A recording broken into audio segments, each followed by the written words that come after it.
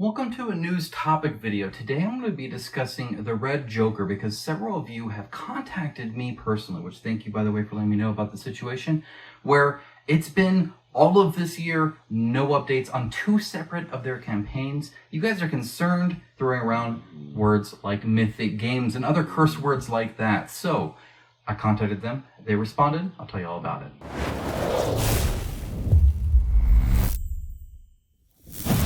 Okay, so some of you guys might be a little out of the loop here when it comes to this. Either you're watching this video because you've backed the Red Joker games, mainly Oko Chronicles, Cycle of Earth, or Cyber Odyssey, or you saw Mythic games and just jumped or whatever it is. So I'm going to kind of explain both situations. So if you don't know, Mythic games is kind of a, not exactly a great example of how to run Kickstarters, what to do to backers. It's been a whole mess. Essentially, they made too many campaigns, too many outstanding campaigns, owed too much. The price increases happened during COVID. They ran their margins too slow. They were definitely focusing on keeping money flowing from the next campaign so they could keep delivering on the previous campaign, so they didn't keep separate budgets, all sorts of stuff.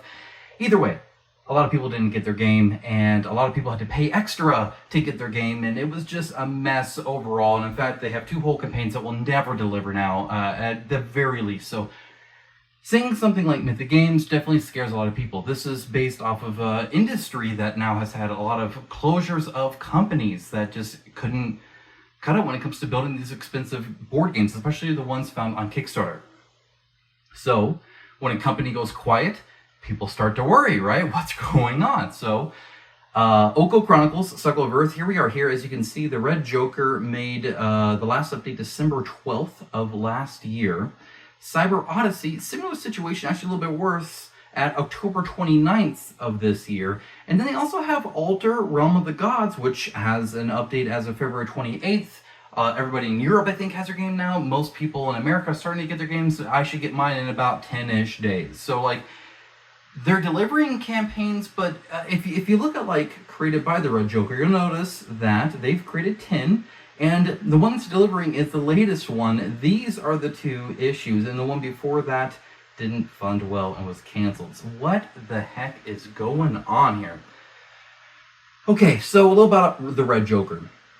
The Red Joker is a company that has struggled to ever find great success. I'm a personal fan of their game Oko Chronicles. I love Oko Chronicles and literally own everything I can of Oko Chronicles. It's a blast. I love Oko Chronicles. The board game, it's really a lot of fun. Great mini campaigns, good quality, all that kind of stuff. But they've always been very indie. Part of it, I think, is because I don't know, just for whatever reason, they haven't been able to break it out successfully as a business, if that makes sense. They've kind of always struggled on to really gain any kind of major traction. Part of it might be because they're French, and so they do a lot of stuff, as you can see even on their updates here, they'll post it in French and English. It's very common for French companies to do that. And again, that gets people worried because, oh my gosh, what about Mythic Games? They were French too, right? Maybe that's the thing. I don't know. A lot of people are concerned about that. But so is Monolith, and they're doing okay right now, so I don't know. Anyway, the point being that they've never really had a big success, and therefore they've had to remain fairly indie, fairly small, with small budget stuff. Alter, Realm of the Gods works on that. It's a card game. It's not even the first of the series. They've had a lot of these kind of box sets that work like this. I believe they had at the time even used some AI art. This is before it became like a huge, deal or whatever. So anyway, the point is that this was a fairly easy thing to make, ship, deliver, create. They were doing just fine, right? These other ones, Cyber Odyssey right here, and Oko Chronicles. Like, if you take a look at like the campaign of just Oko Chronicles, you're gonna see that there's a lot more involved here. Obviously, there's miniatures involved and all these like thick cardstock stuff. And because this isn't the first campaign, they're offering a whole huge amount of SKUs and stuff like that as well, plus expansions and all this other stuff. As you can see, quite a bit. This is a big production run, right? Especially for an indie game. And they funded, scroll back up slowly apparently, for 1,355 backers. They made about 166,500 euro. That's at whatever time this funded. And the Cyber Odyssey, kind of the same story, right? Where you get This one funded 68,800 for only 573, so less than 1,000 backers ended up doing this one. And again, a fairly big game when it comes to like what all they're doing. Now, it's not some huge, massive ultra thing, but one thing they have always done, I felt, has actually been pretty premium with their components. So, suffice it to say, they funded these things, they were still developing them, and they go to production, and production is a lot of money now, right? It didn't quite scale as well as they'd hoped. Either way, they're busy, and I believe their updates even start to talk about this, right? You're not in this one. This one's just kind of still showing like prototypes and expansions, but on Oko, you'll see right here production and stuff like that, right? They're working on some production issues, and in fact, I believe that's what this one's kind of talking about as well, right? Is the actual production issues that they've had. They've been talking a little bit about that. At least they did in one of theirs. I do remember kind of reading that. So I reach out to them. I'm like, hey, what the heck's going on here, right? I know you're indie. I know times are tough. You got these 2 campaigns coming out here, right? You haven't delivered it. People are contacting me, mentioning the games and stuff like that. What's going on? They responded super promptly, which was awesome. I think that's great. And essentially what they said was kind of what you would expect, maybe a little bit better, because I was kind of really worried here. They are in like negotiations right now to get this manufactured. In other words, they're working on price, they're working with different companies to get this done so that they can deliver it. What I take from that is that I'm not necessarily going to expect the best ever like component quality that they typically have. I don't know if they're going to be able to do it or not. Maybe they can get a good deal price-wise, but that's what they're working through like actively right now.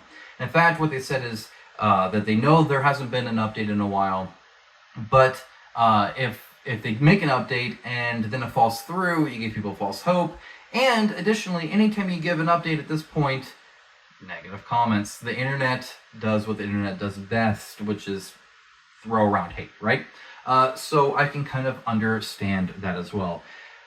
Personally, my opinion, they should make an update anyway. It is what it is. You're just going to have to own up to the fact that this is delayed, but that you're still working through it. What I liked is that they didn't say anything about charging you guys more. So that's good. So they're still looking at other business opportunities to do that. And they didn't mention we're launching a new campaign or doing anything like that. So they're working on it. It's more expensive than they thought. They're hoping that they can soon. They're looking into it right now. So that leaves a few things. That leaves the lack of updates. That leaves possibility of success. And that leaves communication. And lastly, that leaves my opinion. So let's just go through all that, right? So I'm going to actually start with the possibility of success. I would give it, I don't know, I would say 50-50. I don't know a whole lot, right? All they said is that they're working through negotiations right now to start with the production. I didn't get any more into that except that they're busy doing business deals to make it work, okay? That's pretty much all I was told. I believe them. And I know that there's a lot you can do with that. I've talked to developers who have saved hundreds of thousands of dollars on production runs just by being smart about it, by working the problem, by being more efficient. And I think it's one of the reasons why we saw some companies succeed and others fail when they're all offering generally around the same prices and around the same games, right? Now, some of it's just how much you hire, stuff like that, but they've been indie for like forever. They're not a big company, right? They never have been. But like my contact with them isn't even like it's like a personal account, right? It's like an indie YouTube channel kind of thing, right? So like I don't think that's the case. I don't think they've been running with like a high cost or anything like that in that sense.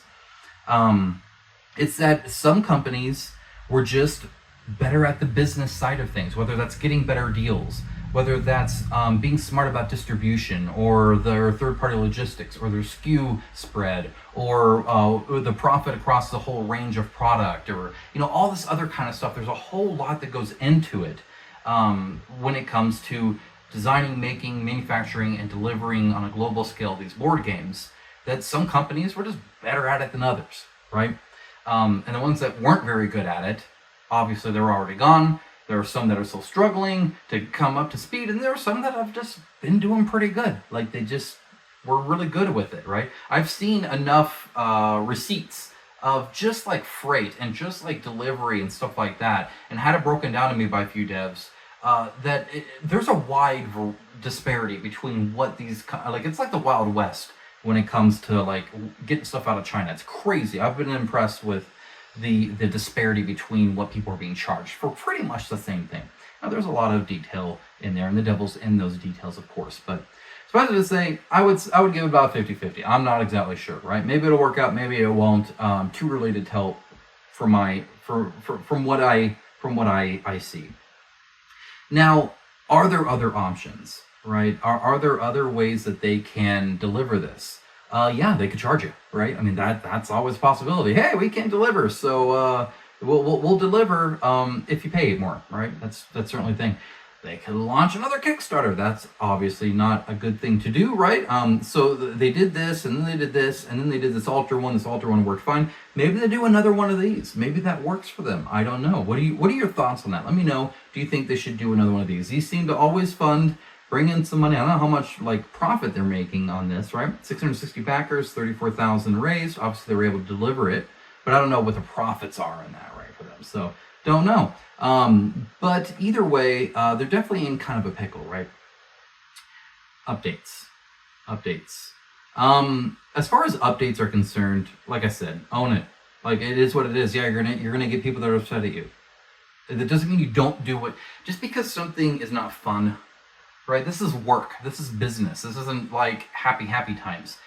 This is something that board game industry struggles with.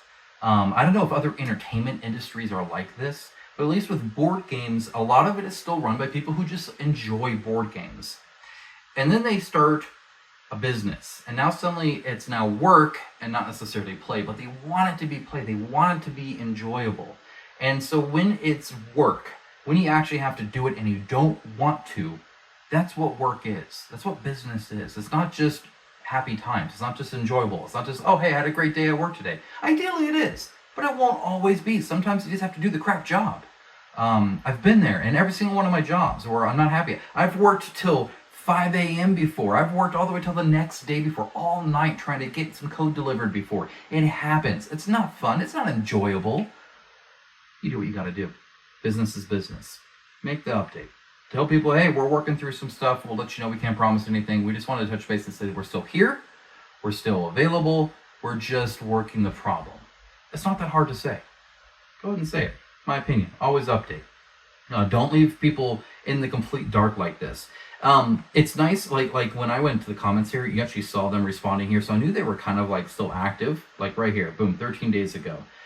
And then you see people here like asking for an update, like, hey, can you update? We want an update, right? Haven't seen it yet. See, silence says it all, right?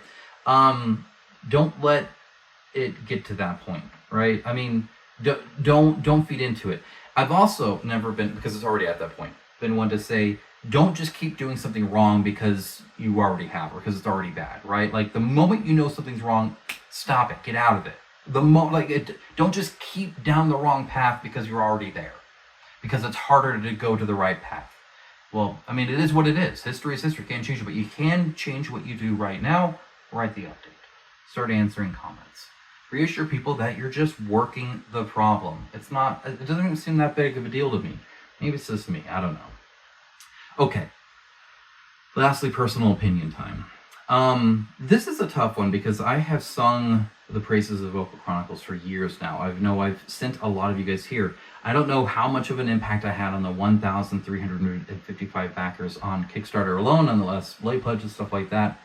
But it's not like a zero, right? It's definitely above that. So do I share some responsibility here? No, not really. As long as I do my due diligence and, actively don't just, purposely send people down a bad path or neglect doing research or whatever. Like that's not the case, right? And so, I mean, as you even saw, I backed the altar realms of the gods during the campaign. A lot of times I do late pledges as well, but either way, like I wasn't like, oh no, the Red Joker, don't back them. That's never been the case. And you guys aren't idiots either. That being said, I wouldn't necessarily recommend right now. It's one of those things where if there's a chance, your money's your hard-earned money. Now, obviously, it matters to you, whatever it is, right? You spend your money. But don't go in here thinking it's a surefire thing. Definitely not the case anymore, right? There is a problem. They're working it. It might work out. It might not. Okay, so don't just like throw your money away. And yeah, the updates that needs to stop, definitely. But I am still kind of optimistic. Mainly because I don't think they've ever had it easy. I don't think the Red Joker's ever like been super duper great. They've definitely been indie throughout this whole process, and so yeah, hopefully something can work out. I mean, it's based off an IP as well, at least the Oko Chronicles is. The Cyber Odyssey, I don't think it is. So maybe something can work out like that. I'm not sure. Either way, I'm not seeing Mythic Games yet. We'll see. Mythic Games was this whole thing, because I know everybody was like, is this the next Mythic Games? Or because they were charging people and, holding your game hostage and, ransom money and all that. It was a disaster. It was bad, right? We haven't had an update with sunglasses yet, right? We haven't had, like, people, charging them. They're not getting millions of dollars influx and still not being able to deliver the whole thing. Like, they haven't gone back on their word and stuff like that yet. Like, let's calm down with the Mythic Game stuff. I know we're all scared, but I don't think it's quite there yet. Yeah, we'll see. Either way, they did respond. I did do my research, looked into it. They heard back, and now told you everything I know. Let me know your thoughts in the comments below, guys, of course. And stay tuned for the next news video that's coming up soon. There's a lot of cool stuff I haven't ever shown on the channel that I'm excited to share with you guys. And as always, thank you for your support, whether it's liking the video, whether it's subscribing, whether it's donating to the fundraiser, which I'm going to stop after the end of this week. So next Monday is the end date. I'm cutting it off. Or even supporting on Patreon or YouTube membership. Guys, thank you so very much. You keep this channel alive, you keep it going, and you keep me pumped to keep sharing more news. I'm so glad to be back, guys. I'll talk to you guys again real soon. Bye, guys.